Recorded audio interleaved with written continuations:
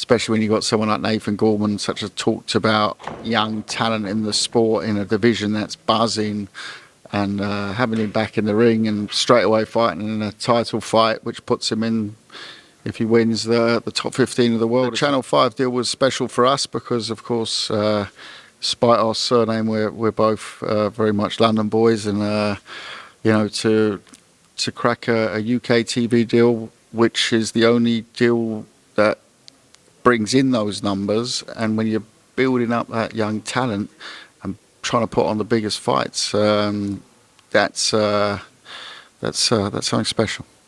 And we talk about that young talent. You, as a promoter, somebody that is no stranger to strategy in boxing, how do you choose, except for the title fights? We understand those are always going to get that TV time.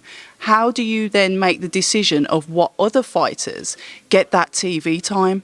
Well, I think, you know, you work closely with the channel. Mairis Briedis, a fighter of yours, a fighter that we were hoping to see fight Lawrence Kalle. Yes. Can we touch on that first before I mention Richard Riapol? And this is due to recent tweets. Yeah. Okay, no.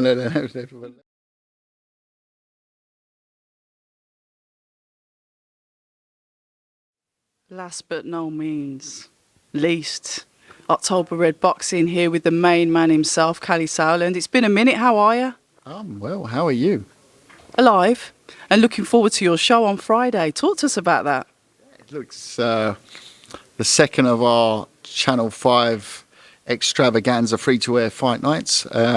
First one was a massive success in London, O2 Indigo, and was a great night. It was great.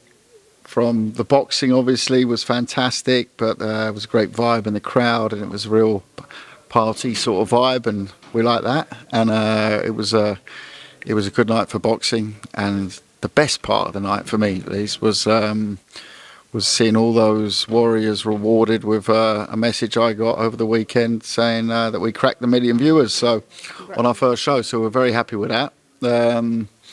Weather is hot this week, so it's gonna. Television generally might struggle a little bit more, but no, we'll do our best. And the heavyweights are always interesting, and especially when you've got someone like Nathan Gorman, such as talked about young talent in the sport in a division that's buzzing, and having him back in the ring and straight away fighting in a title fight, which puts him in, if he wins, the top 15 of the world. It's a big prize, so he's got to keep on his eyes on the prize on Friday night live on Channel 5. Yeah, we're looking forward to it. I was there at the beginning, your call, when you did the Boxing Social, how it was streamed that way. And then obviously you've had some bits with Sky Sports. The Channel 5 deal, how did that come about, and why was Channel 5 the best thing for Wasserman? It's about eyeballs for us. You know, it's about building fighters, building our stable, and bringing consistency to the sport, and to do it on a consistent basis. And you know, it's fantastic that we've worked with other partners over the last year with Sky and with DAZN, and you know, next weekend we have an event with Fox, you know, Sport 1 in Germany. So we've got partners all over the world, but the Channel 5 deal was special for us because, of course, despite our surname, we're both very much London boys, and you know, to crack a UK TV deal, which is the only deal that brings in those numbers, and when you're building up that young talent and trying to put on the biggest fights, that's something special. And we talk about that young talent. You, as a promoter, somebody that is no stranger to strategy in boxing, how do you choose, except for the title fights? We understand those are always going to get that TV time. How do you then make the decision of what other fighters get that TV time? Well, I think, you know, you work closely with the channel. You know, they've got a head of sports, Kalle, who's very informed on boxing. He's done boxing documentaries. He's not just a rights guy, he's a real boxing guy, and that helps. You know, you have a sort of sparring partner in discussions around it, friendly sparring. I like that. And that part is something that you know, what I've seen over the years working with many different broadcasters all over the world, probably more than any other promoter on planet Earth, just from the amount of different countries we promoted in. And having had that experience, it's always good when you've got not a football guy or a rugby guy or a cricket guy, but a guy who knows his boxing, you know. And I know that there's been many heads of sports in the UK as well who are big boxing fans, and sometimes they're not. And then it makes your job a lot more difficult as a promoter, because you're sort of selling stuff instead of them being on the same level, and you're not really selling it. You're just sort of like giving advice to each other now and saying, no, it's not quite right to step him or her up yet, and make that together. So that's a very nice dynamic there at the moment. And of all the prospects, you know, I mean, I'm really happy to see Josh Kalle out. I will say that, because he's been out of the ring for a bit. We know that he was one of the first fighters that you signed. Josh Kelly's always been a pull for the eyes on boxing anyway. He's of good pedigree. He's going to get out this time. We saw the look in his opponent's eyes. He wants this fight. He's not going to be phoning you up an hour before and saying, "Nah, I don't want this." Yeah. I'm going to be nervous for the rest of my life after. I've never had that happen before, that someone pulls out an hour before the fight. But it's almost an irony that you've got, because of that pull out, you've now got both of them on the same card, both with a 15, 18-month layoff after, let's say, having a bump in their careers, but a bump in the careers of two boxers who are, you know, two of the most talked about talents in British boxing. You know, they belong to a group of, I would say, 6 or 8 names, where the most talked about talents. And, you know, yeah, they had those bumps, but so, you know, that's life, in any walk of life. Get on with it. And they both have got that sort of attitude, roll your sleeves up and get on with it. And the fact that Josh made weight, had to keep weight after cutting weight for 4 weeks, that puts pressure on it that I wouldn't even want to know about. So, you know, he's going to have he's had a tough 4 weeks, and the spite in those punches on Friday night, I think they're going to be extra special. And before we talk about the headline of the card, what I will say is, with yourself, you're one of the promoters that works quite easily, and I say this looking from the outside in, I don't know the ins and outs, but you work quite easily with getting your fighters on other streaming or other airing networks. It's something that we see. We quite often see Wasserman fighters on other platforms. Talk to us a little bit about that, because we don't see that cross-contamination very often. No, I think it's a dynamic that works when, you know, first of all, I think that boxing's changed especially over the last 5-6 years, in terms of the way shows are done. And if you look at events, yes, there's a broadcaster, of course, but there's all sorts of different promotional agencies, management teams, etc., working together to create that card.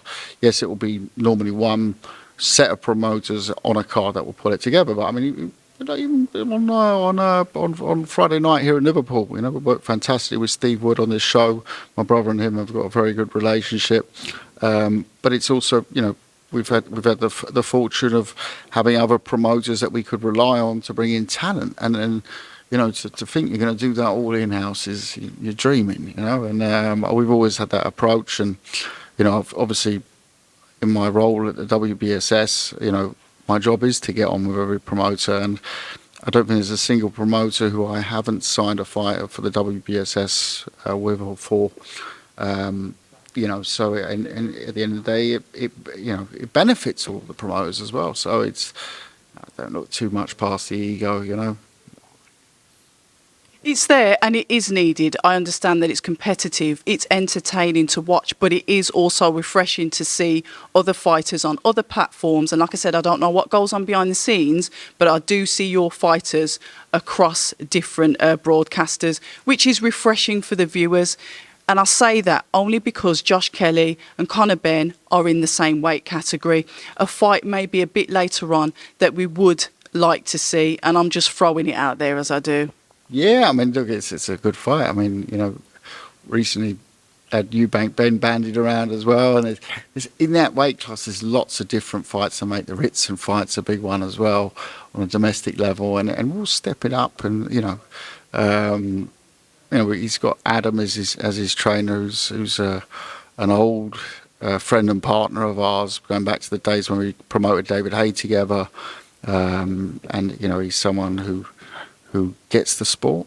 And he also gets the business because he's promoted as well himself. So, from that point of view, I think we have a really good step up system in place there with Josh. We like that. But before we move on to the headline, you've just reminded me of something else. Mairis Briedis, a fighter of yours, a fighter that we were hoping to see fight Lawrence Kalle. Yes. Can we touch on that first before I mention Richard Riapol? And this is due to recent tweets. Yeah. Okay, no. Well, let me clarify first of all. I leave Liverpool on Saturday morning and I fly to Australia with Mairis Briedis to watch him hopefully defend his world title in a mandatory bout. So I was laughing on Sunday when I somewhere saw last night Riapol won an eliminator. I'm like, hold on, how is it possible for anyone that understands the boxing rules to win an eliminator for a mandatory position when the mandatory hasn't taken place yet? Even it's actually the mandatory's in 2 weeks' time. Yeah, it's possible. There's, you can line up, and I think it was a number 2 eliminator probably or something like that, I'm guessing. But at the same time, I said, let's cut the shit, let's do the fight now. We don't need to talk about eliminators. But yeah, I mean, the one that Mairis wants most at cruiserweight is the Kalle fight, and it's hopefully the timings work now. He'll need a couple of weeks off after Australia, but we're not underestimating Opataya. It's a bit of an undescript sort of mandatory, so we think we know what we're going into, and we're confident, and we believe that Mairis is the number one. It's not really. I absolutely respect Kalle and the other world champions, but there's in that division there's a very clear number one, and a very clear number one. I think no one would argue with me. It's Mairis Briedis, Ring Magazine champ, 3-time world champion, World Boxing Super Series winner, Ali Trophy. He's even discussing the pound for pound list. So he's a guy who's been around and beaten the best in the division. Alexander Usyk. Once again, some people say pound for pound number one in the world. Who's his toughest fight ever been against? Mairis Briedis. A lot of people gave that Briedis won the fight. It's a very close fight in any case. Mairis Briedis, a name that is out there, one of your fighters. I think me looking at it from a fan's point of view, because that's where I come in. I'm a boxing fan first. Sometimes we just want to take Mairis seriously, but I remember when he came, I think he was dressed up as one of the Mario Kart, and I was like, please, we just want to see you fight. His humour is his humour. We've all got a right to our humours. I can't really comment too much on that. Yeah, I mean, when I saw him jump in the ring as Super Mario, I thought it was also quite interesting. Just as interesting when I was celebrating New Year with the family, and he sent me a video of him getting a tattoo with Jake Paul. I still don't know if that's real or not. I'm hoping it's not, but there's good lasers these days you can use. But at the same time, I don't know. He when he's not in camp, he gets sort of these crazy ideas in his head, and what am I to stop him? As long as nothing's been harmful. Let's put it that way. Yeah, it's been a bit tongue in cheek. Yeah, he's definitely. I wouldn't say it's harmful, but we just want it. We want to see the fights. The thing is, Mairis is a real boxer. When I say real boxer, he plans his camps. He plans his camps with so meticulously. It's like, and he comes out of the old East. Yeah. So his trainer is Russian, and it's it's that sort of mentality. And when he hears Jake Paul saying, I'm going to become cruiserweight world champion, we might laugh, and yes, the reaction was crazy, but it wasn't a gag. It was a reaction to what Jake Paul had said, and there's the old saying, talk the talk, walk the walk. I explained to Mairis, he wouldn't get sanctioned. You need at least, I think, 8 or 10 fights with the IBF before you can even challenge for a world title as a voluntary. But he took it to heart that he was taking work away from younger boxers, and he felt very badly done by those comments. I said look, you've got to understand what they do in that world, and you mustn't. But then he sort of started stepping up in his style to it with rap videos and tattoos and Super Mario outfits, and it is what it is. Outlandish is one word. Yeah, definitely outlandish. I'd say he's got a set on him for coming out with some of the things that he's done. I've got to say that, bloody hell. But it keeps it entertaining, and it's good to hear. And people, if they know Mairis, he's a totally normal guy, and he is tongue in cheek. And like I said, he takes things the wrong way. And I think we all know what the result would be if that would be the case. If they fought. Well, then finally, Nathan Gorman, another fighter, and a young fighter, very young. I'm one of these people that expects that he's actually older than he is because he's been boxing for quite a while. He's now that he was 25 when he set it out there. I